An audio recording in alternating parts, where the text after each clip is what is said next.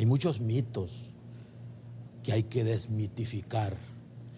Hay muchas personalidades. ¿Hay que, adelante, reescribir la historia? Yo creo que hay que, pero antes de reescribir la historia, hay que investigar a profundidad la historia de este país y la historia de Ahora, yo en los últimos años veo un ¿no? esfuerzo mucho mayor que hay, antes, ¿no? Hay un esfuerzo. Ustedes son básicamente los que están hay un esfuerzo, investigando mucho más que antes. Y yo creo de que yo en este sentido soy bien positivo, en el sentido de que ahora por lo menos nosotros nos atrevemos y podemos contar lo que nosotros leemos de otro tipo de literatura, ¿no?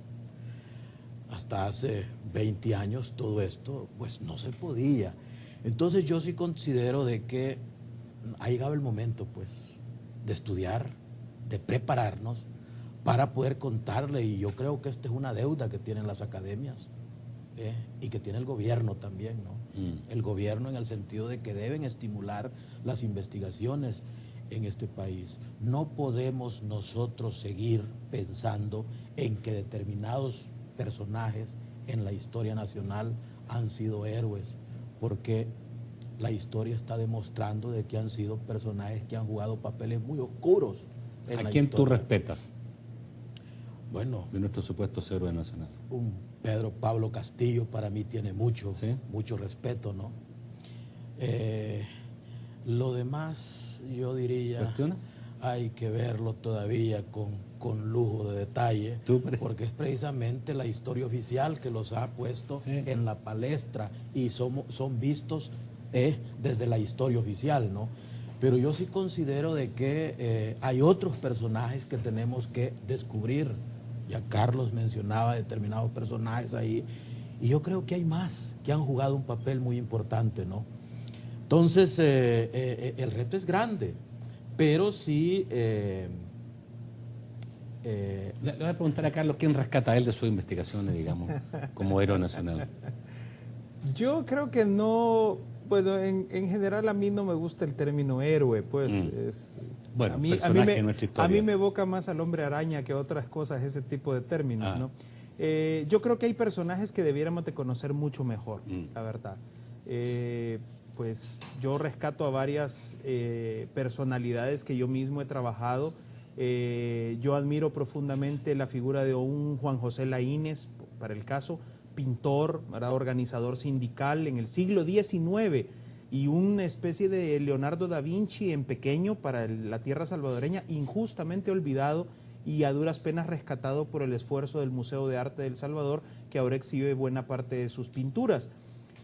Yo rescato la figura de una doctora Antonia Navarro Hueso, que a los 19 años de edad, el 20 de septiembre de 1889, en escasos 5 días, va a ser los 120 años que se graduó como la primera mujer universitaria de la región centroamericana. La Universidad del Salvador le dio a los 19 años de edad el título de doctora en ingeniería topográfica con una tesis sobre astronomía. Pues yo te pregunto los personajes históricos. De los personajes históricos. Los que supuestamente son los independentistas. Yo, por ejemplo, no comulgaría con un Ramón en este caso, ¿no? Porque Pedro Pablo Castillo es un personaje nebuloso, es un personaje que se menciona en varias ocasiones, pero del cual no tienes datos sólidos, datos profundos, ¿verdad? Más que los que la gente le ha inventado alrededor. Porque si ya uno se va a la documentación como tal, Pedro Pablo Castillo se difunde, se difumina, se pierde en la nebulosa de la historia.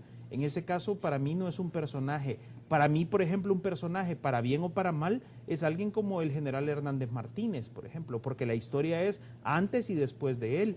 O un personaje como Monseñor Romero, que también la historia es antes y después de Monseñor Romero, ¿no? Por supuesto, independentista. Pero en el caso de los independentistas, por ejemplo, a mí me llama más la atención la figura de un José Matías Delgado, por ejemplo, con todas las estrategias que él maneja y toda la diplomacia que le toca sobrellevar, porque realmente era un personaje intrigante. Intrigante, pero además diplomático, un hombre de su tiempo. A mí me llama más la atención, por ejemplo, un caso de un José Cecilio del Valle, un hombre brillante que manejaba varios idiomas y que conocía las ciencias europeas de su tiempo. A mí me llama la atención alguien que nunca se menciona en estos términos de la independencia, como es Liendo y Goicoechea, el prócer costarricense, que es el que introduce las nuevas ciencias en la Universidad de San Carlos en Guatemala, que es el origen de las ciencias en la región centroamericana prácticamente. Un Juan de Dios Mayorga, que era el líder del movimiento de Metapán en noviembre de 1811.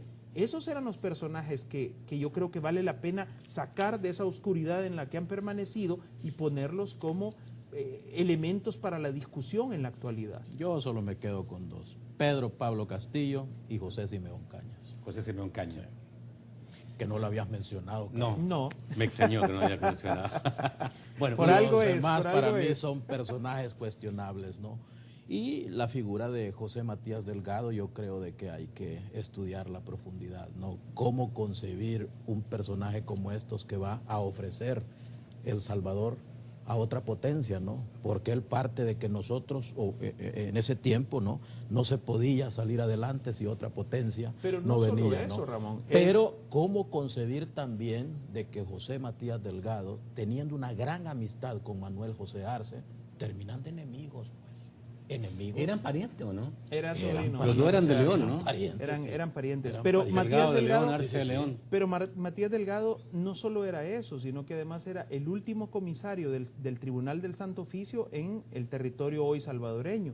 Y aparte de eso, José Matías Delgado es, no nos olvidemos de ese pequeño detalle, el primer obispo civil de la ciudad de San Salvador, nombrado no por el Vaticano, sino nombrado por las autoridades que dirigían lo que queda después de la independencia. Entonces, Matías Delgado es incluso excomulgado y es parte de un cisma que se produce entre el Vaticano y el territorio hoy salvadoreño, el Estado de El Salvador, por el nombramiento civil de Matías Delgado en ese cargo. Y esa va a ser una pugna que va a durar los próximos 20 años entre el Vaticano y El Salvador. Bueno, quiero ir al último corte de la noche, pero dejar más tiempo, porque quiero hablar de Centroamérica, realmente.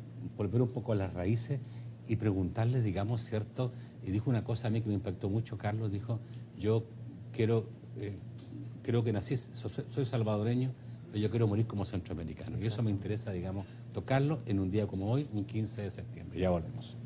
La Centroamérica del lado Pacífico y la Centroamérica del lado Atlántico.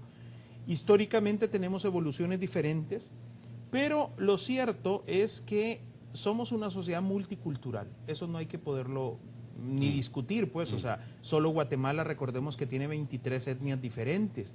En el caso de El Salvador hay una sociedad más mestiza que otra cosa, pero sí tenemos vínculos comunes, sí tenemos elementos que nos permiten interactuar más rápidamente. Es más fácil que un salvadoreño en Los Ángeles interactúe con un nicaragüense que lo vaya a hacer con un pakistaní, correcto, por ejemplo. O sea, los vínculos, lo que pasa es que nosotros no los vemos porque estamos demasiado cerca, pero luego cuando ves y tomas distancia, ves realmente que esos vínculos son más cercanos, son más estrechos de lo que muchas veces nosotros pensamos. ¿Somos hijos de la misma tierra?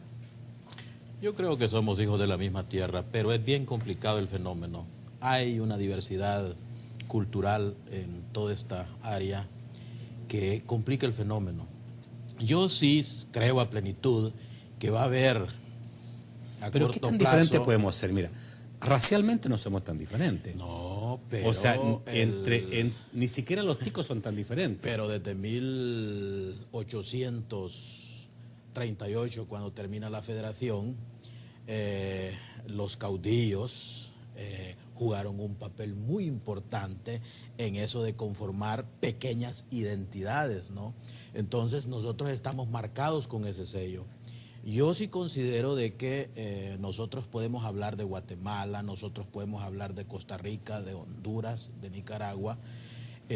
Tenemos muchas cosas en común, pero hay muchas diferencias en la parte económica, en cómo hacer economía, en la parte social y en cómo hacer política también. Hay una diversidad. Yo no veo tan diferente. Te lo digo, yo he vivido por varios años, 6 años, he vivido en Honduras. Cómo el hondureño vive la política es totalmente diferente que cómo el salvadoreño vive la política. Viví un año en Nicaragua y yo he visto que no podemos comparar la política de Nicaragua con la política de El Salvador. Pero también yo me formé de bachiller y después los primeros años de estudio y después bachiller en Guatemala, y he aprendido a conocer de que hay diversidades en muchos aspectos, pero yo sí considero de que la unidad va a llegar muy pronto, pero va a ser una unidad de carácter político, de carácter económico y también podría ser de carácter cultural. Pero no hay que olvidarse de que nosotros tenemos sociedades con pueblos culturalmente diferenciados. Por ejemplo, el caso de Panamá.